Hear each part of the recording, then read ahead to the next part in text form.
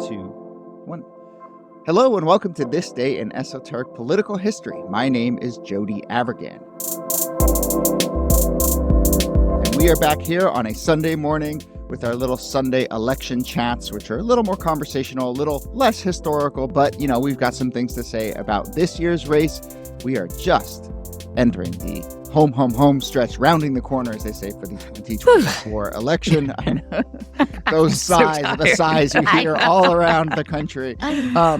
But thanks to everyone who's been listening to these Sunday episodes. It's been really nice to be able to just kind of weigh in on this year's race. And shout out to everyone who's been watching these on YouTube. That's right. You can go watch these on YouTube and see us discussing this year's race. And us, of course, is Nicole Hemmer of Vanderbilt and Kellie Carter-Jackson of Wellesley. Hello there. Nice to see you.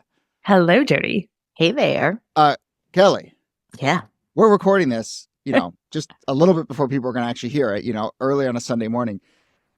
You're all dressed up. What's going on here? I am. Well, I'm about to go to church. But priorities, right? Yeah, priorities. So I've been in Washington, D.C. since Thursday, turning up for Howard's homecoming. It's the 100th anniversary of Howard's homecoming. It's the 20th anniversary of my homecoming. And it has been wild. Y'all, I go to bed at 10, 10:30. Yeah. I've been going to bed at 2 a.m., 3 a.m. And I'm like, hey. I need a nap. I need a nap. I didn't realize you'd been there since Thursday. Since the Thursday, clubbing. You're doing it. Since Thursday, multiple clubs, the drinks. I'm like, I can't. This is a young girl's game. Okay, this is a young girl's game. But the crazy thing is, now, in this post, pandemic moment, everyone's in the club with sneakers. So there's no there's cute dresses, but everyone's in flats.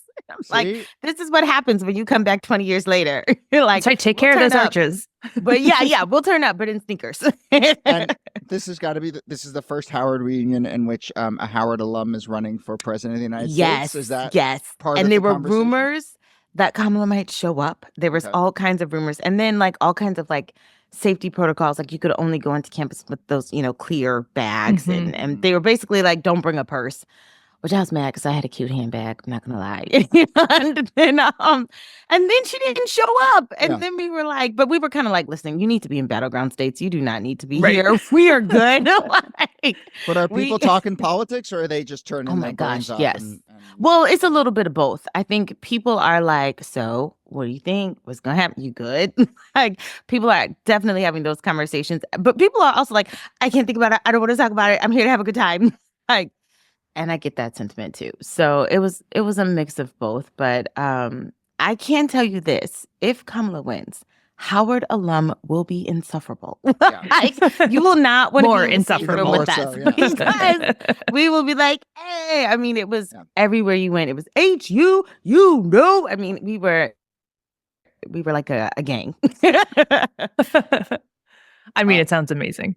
Well, we'll do this fast and we'll get you back off to church and to the festivities. But yeah, I mean, look, I'm curious kind of what, Niki, your thoughts are on the sort of events since we last got together and talked about this year's race. I mean, the big thought on my mind is kind of have we reached the point where basically nothing is really going to shift things markedly in one direction or the other? Kind of what is the sort of stop dead point for stuff that really shifts an election? And I have a couple thoughts about things that might, and I certainly think one of the ones that people hope will be a flood of money. And that's actually what we're going to talk about in a few minutes.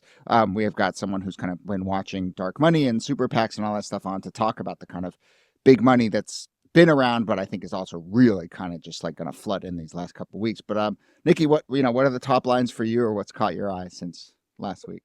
Well, so a few things. This question about what matters in the home stretch, I do think is a really interesting one, because there's a lot of debate going on right now about, and this is always the case, but about ground games and the way that the ground game for the Republican Party has been outsourced to groups like Charlie Kirk and Turning Point USA, and to Elon Musk, who's just kind of out there doing his own thing in parallel. And I know we'll talk a lot about that in a few minutes when we talk about money and politics.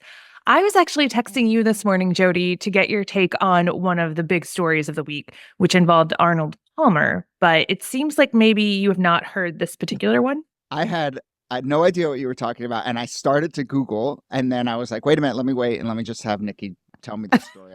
But wait, Arnold Palmer's been dead for a bit, no? This is very much in the late great category and not so much in a thing that Arnold Palmer did recently. But Donald Trump is a big golf fanatic. Incredible golfer, from what I'm told. Right. And where is golf in your sort of range of sport followings? It is in the heavy disdain category.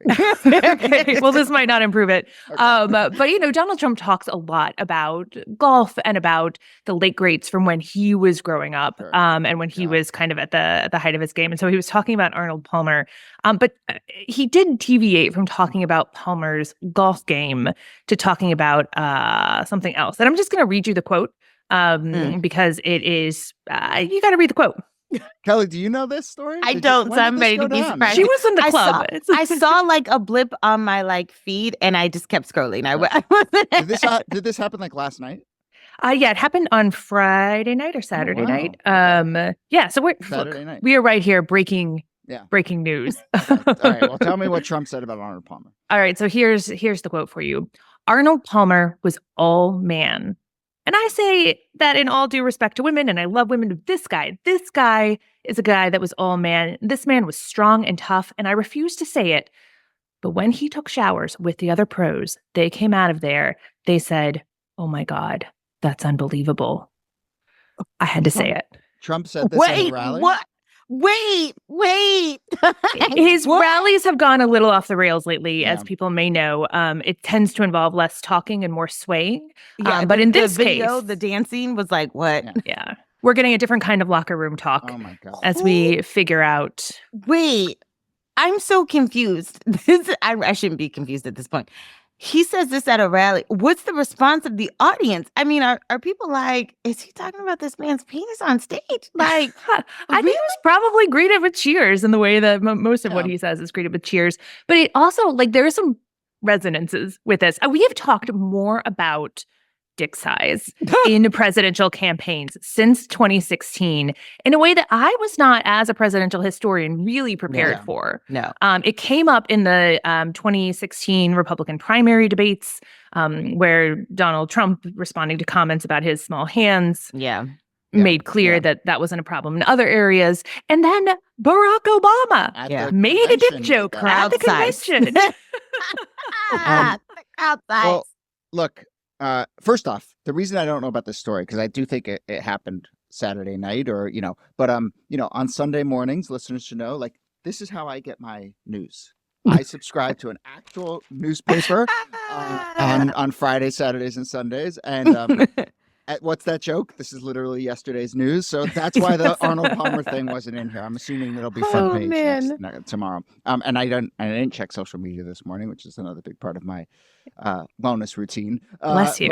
Listen, I know. I mean, how do you fact check that story?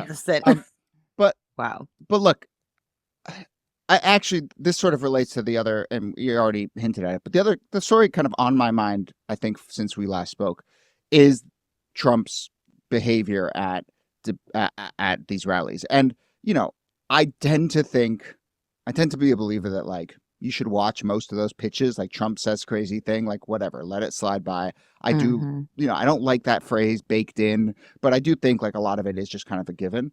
I will say that the rally at which Trump basically cut a town hall short and then just said, let's listen to music and sort of sway live on stage, that cut through for me, and I think deserves to cut through for voters. I mean, it was genuinely addled behavior. I mean, it's the only way to describe it, right? For 40 minutes. Yeah. 40 minutes. This wasn't 2-minute intermission. We're waiting for the next speaker, yada, yada, yada. 40 minutes of just... And so a riff about someone's penis size or a riff about boats and batteries or whatever, I kind of actually think that's Trump, who he is. This, I don't know. And Niki, I mean, what was your reaction to it? And did it break through in the conservative media that you watch as Trump did this genuinely more bizarre than normal thing? It's a little weird. Yeah. More than a little. First of all, it is one of those things that I think cut through because it wasn't about being offensive or shocking or breaking the norms. It was just, again, you use the word addled. It was something that wasn't moving the ball forward for him politically in any way. It was that he seemed unable to continue the thing that he was in. And, it came alongside reporting from Politico that Donald Trump is exhausted. And so that narrative is coming out there. Obviously, there's been a lot of focus on age and ability over the course of the 2024 campaign. In conservative media circles, it has either been ignored or it has been reinterpreted as liberals are trying to gaslight you. Donald Trump was just helping out when there were two people in the audience who had medical emergencies. And while that was the case, those medical emergencies were wrapped up in minutes. So it doesn't explain the 40-minute set list and dance party.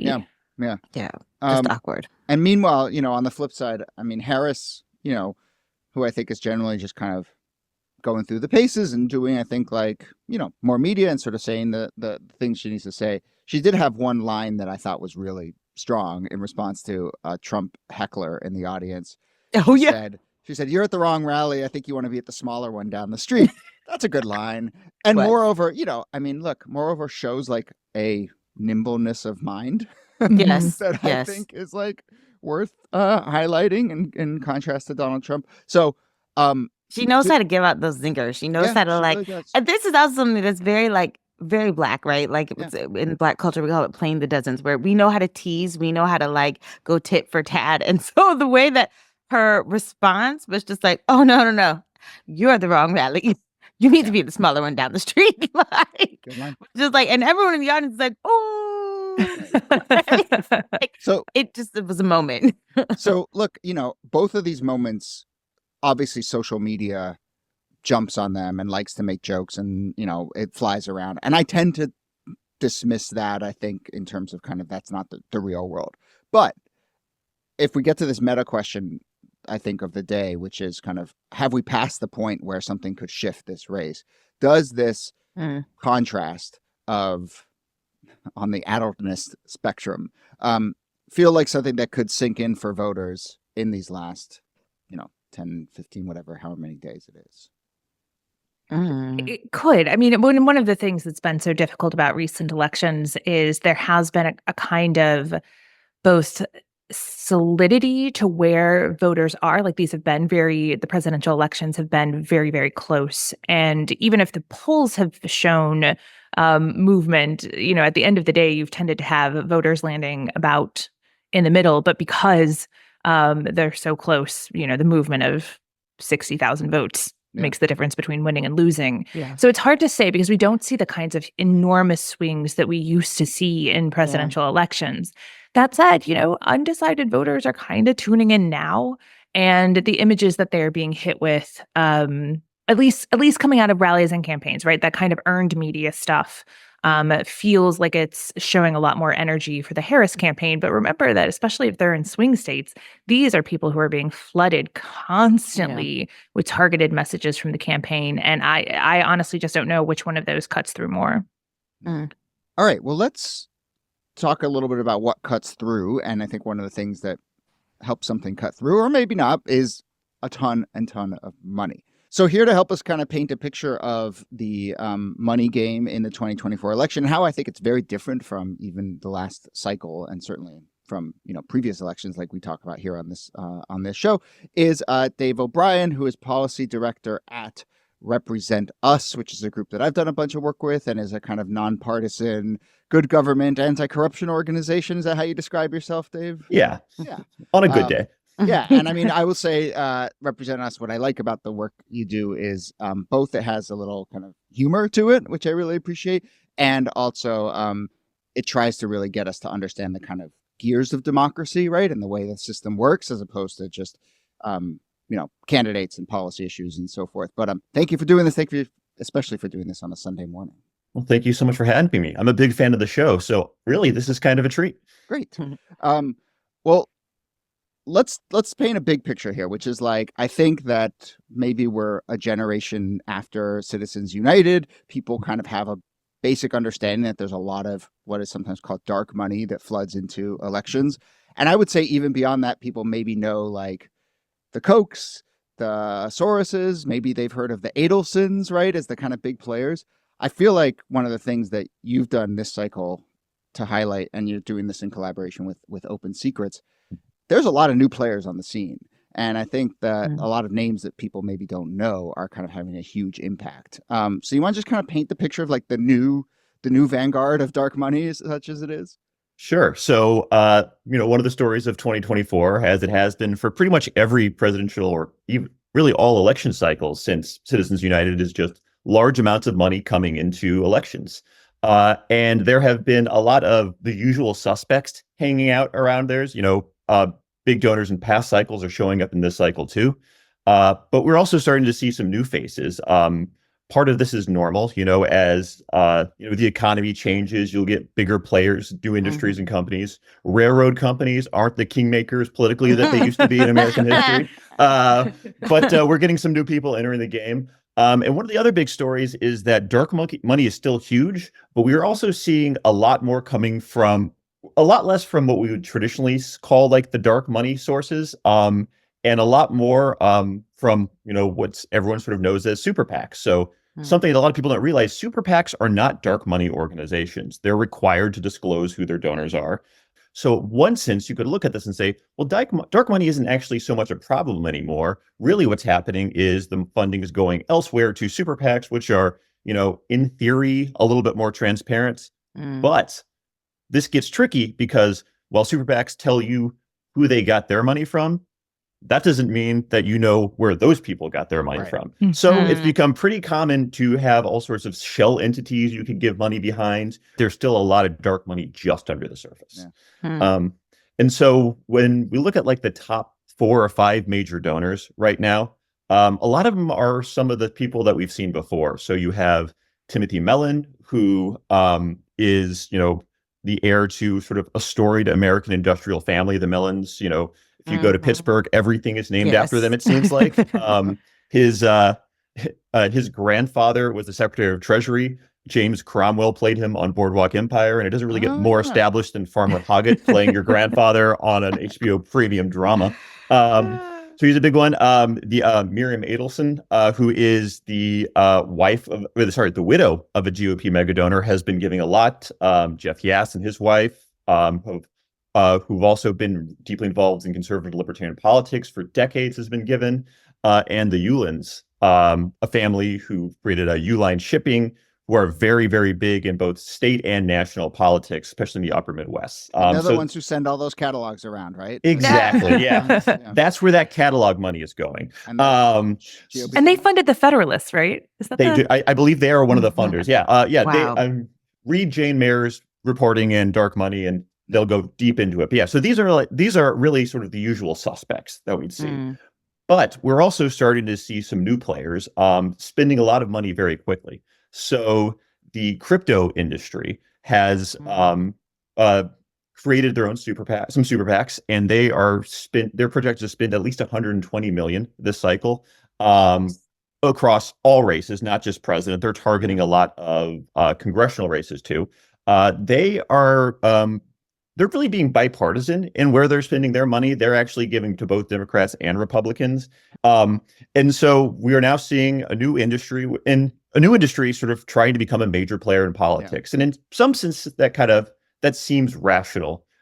Crypto's been around for 15-ish years now. And as they've gotten more established and bigger, they're at the place where a lot of industries are, where they look around and they realize, well, we used to be like the cool entrepreneurial outlaws, but we've got a lot of money now. We don't want to pay taxes on it. And maybe we want a more, a friendlier regulatory environment. And we maybe want the government to help us open markets. So of course, we are now going to Washington, and we're going to start, trying to get involved in politics. Niki, are you seeing the like crypto politics nexus sort of emerging in the conservative media that you're watching? Oh yeah, there's a lot of focus, especially because people like Elon Musk have become more central to the conservative politics. They bring with them a host of these issues around tech, around crypto. Peter Thiel, other people. These are pet issues that require a ton of support from politicians, because government could legislate crypto out of existence tomorrow. And so they're like, okay, well, if we want to continue to have this industry, we need to have a lot of power in Washington, D.C. And it's something that Musk is obviously tweeting about a lot, but even on like more legacy shows like Glenn Beck is not somebody who's particularly tech savvy, but he is also constantly talking about crypto, talking about Bitcoin, and talking about it in the sense that there's a way that it fits in very neatly with a libertarian conservative ideology, which is, we want to end the Fed. We want to do away with the traditional banking system. They're watering down the dollar. This is going to be our way out, as crypto is going to give us a kind of freedom and a freedom from oversight and regulation, right? Like they can't debank you if you're using crypto. And so that has been a big part of the conversation that's taken a more paranoid turn on the right. I wonder though, who is giving on the left? Because I feel like, when we talk about money, especially with this campaign, it's always been that like Kamala has raised more money, that they have a bigger vault, that they have all of this extra resources. And I'm like, okay, well, this can't just be coming from grandma's $5 donation or, like the $50 that people give here or there. Where is all of the money on the left coming? Well, so the left has its share of super PACs and hybrid PACs, which to make things even more confusing, there's all sorts of different categories of PAC and big spending operations. And they are doing very well this cycle too. So, a lot of it is from small donors, just as it is on the right. I don't want to sort of make it sound like it's all billionaires, but it's large, but a lot of it is millionaires and billionaires. So just like the conservative movements and the Republican Party have their own sort of, allies among the super wealthy, so does the left. So Mike Bloomberg, for example, has been giving a lot of money. The Perlmutters, Schwartz, like the Simons family, the Mandels. There are like some sort of familiar big name donors in those spaces, and there are also like favored industries for both sides. Most industries are smart and they give a little bit of money to each person, but there are, of course, depending on who you are, you'll have a preference. So oil, natural gas has long favored the Republicans and conservative candidates. Trial lawyers have long favored the Democratic candidates, for example.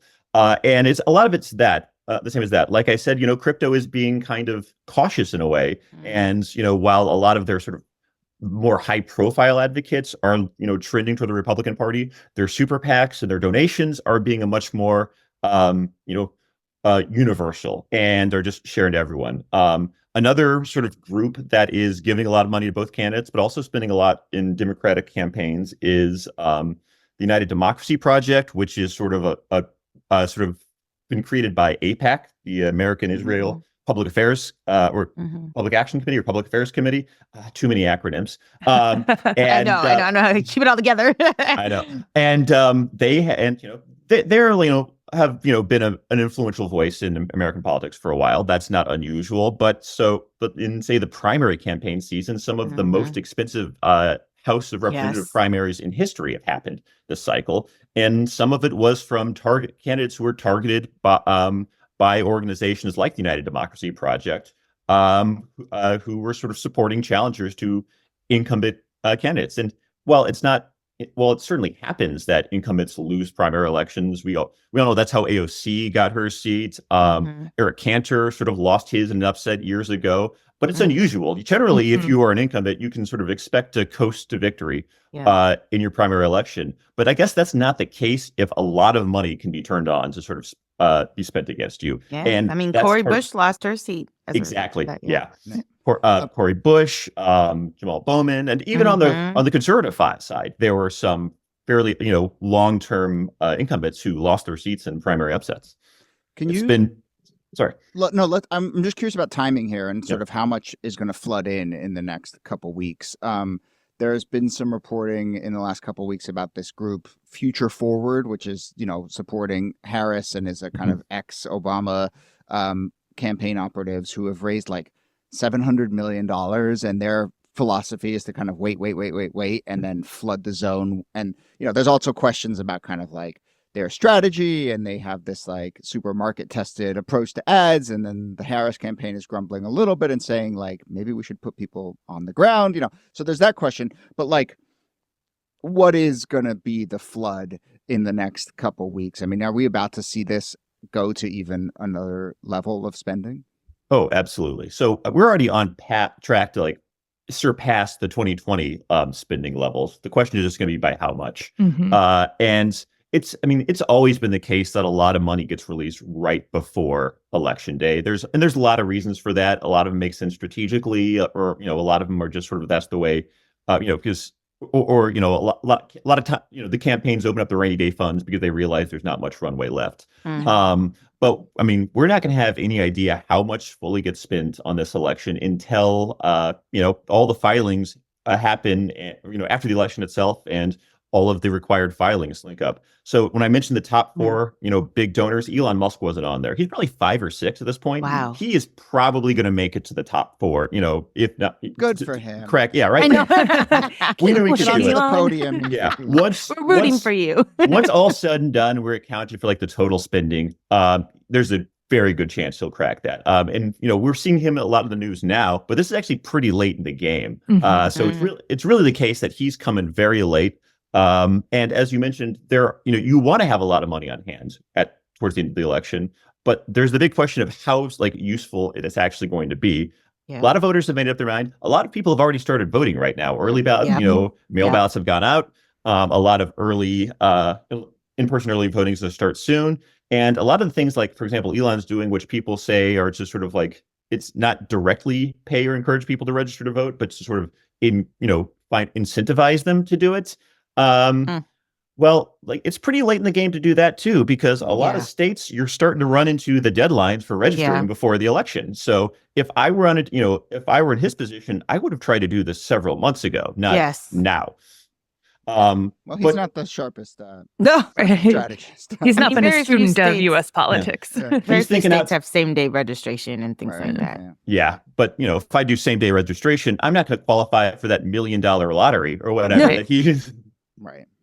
Well, I do think that there is, just to bring a little bit of historical perspective into this, the work that's being done now to both expose what's happening in the campaign finance world, but also to try to do something to change it. This is an issue that resonates with most Americans. The Citizens United ruling was terribly unpopular, and people see this as a real weakness in the U.S. political system. And it was the same story in the late 19th and early 20th century, where people were looking around and they were like, our politicians are bought and sold. They're not working for us. And something has to change. And so much pressure built up into the system that it did change, right? Like, we changed not just the campaign finance system, but the way that senators were elected and the way that people could express their views on legislation and issues like the initiative.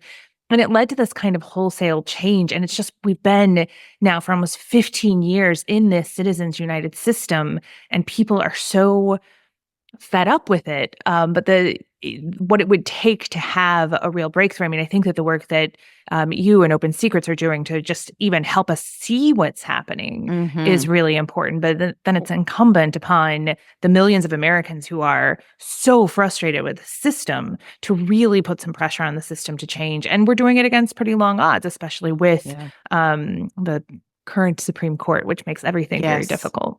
So, Dave, I want to let you have final word on just that, because I know that's exactly the work that RepresentUS does. Just to, maybe not push back, but kind of add another layer to what Niki just said. Like, I agree, people are fed up and they're seeing kind of the way the system has sort of rotted from within. That said, I also, when we talk about kind of money and super PACs and donors, like, I remember a time not that long ago when, like, people tried to hide who their donors were, right? And were a little more secretive or ashamed even about this. And there were even kind of like conversations about coordination between campaigns and donors and all that stuff. And now, we have Trump putting his biggest donor right on stage, and we kind of are very open about it. And your description of it kind of moving out from the shadows and back towards super PACs and people just being willing, unashamed to just have their name kind of affiliated or whatever. So I don't know, how do you square those two? So I believe both those things are true. I believe that Americans are feeling pretty fed up with this, but I also see people being much more brazen and sort of accepting of the fact that there's just all this huge money sloshing around. Yeah, I think you can partially write that off to just a big disconnect between public opinion and, people and elected officials and the fabulously wealthy. And it could just be that maybe we're going through, a sort of cycle of American history where, sometimes it's considered to be, be kind of sort of crass to like show off your wealth ostentatiously. And sometimes, if you got it, flaunt it. And you really like to spend, and it's considered sort of like a mark of prestige to show up, to throw your money around. So that might be part of it. It could just be that we are just sort of transitioning between periods like that, or it could just be that we're just this is something that's become polarized like so much else in American life, and you do have a sort of populist type movement of people who are sort of fed up with seeing this. And then you on one side, and then you have a group of people who sort of see it as sort of like an aspirational, hustle grind set kind of thing, where like that's not corrupting American democracy. That is the goal that we want to achieve. Right. I think that's probably the vast minority of most people. Certainly, when we talk to people, by far are more concerned about the corrupting influence of money in politics, and that's has created, like you said, a lot of genuine interest in changing things, as there have been in other points of American history.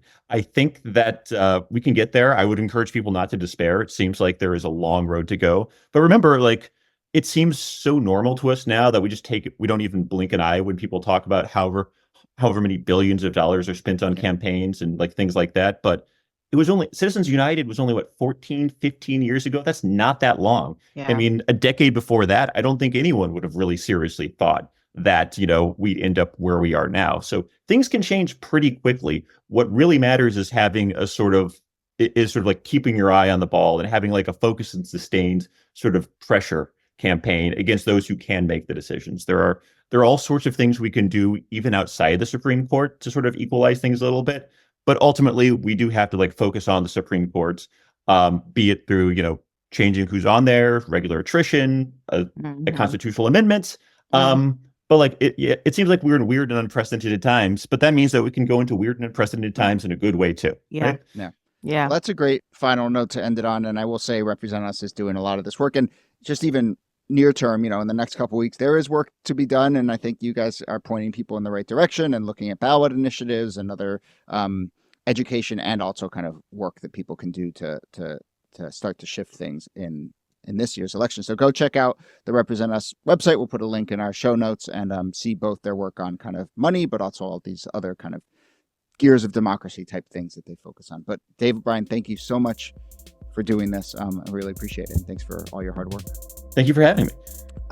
Kellie, go to church. I'll say a prayer for you. Okay, yeah, not just for me, for the whole country. But Kellie, thank you. Kellie, thank you for doing this. And Nicole Hemmer, thanks to you as always. And thanks to everyone else for listening and watching on YouTube. But we will see you with regular episode back on Tuesday. Bye, everyone. Bye, everyone. Bye.